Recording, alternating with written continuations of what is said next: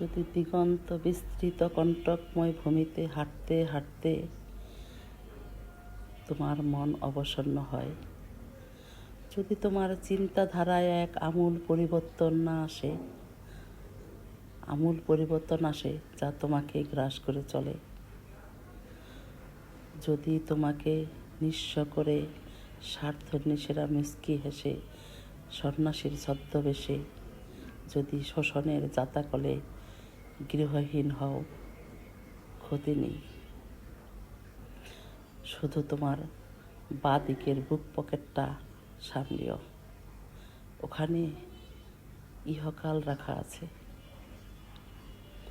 যদি মানুষ সুন্দরের পূজারী না স্বার্থের পূজারী সেটা নাই বোঝে, যদি সব কিছু ছিন্ন করে জয় আসে না ভয় আসে বোঝা খুব মুশকিল তোমার পক্ষে, যদি নিজের অজান্তেই তুমি নিজেকে বন্দি করে চৌকাঠ পেরোনোর রাস্তা খুঁজে না পাও, যদি আসল নকল চেনা এই সময়ে সবচেয়ে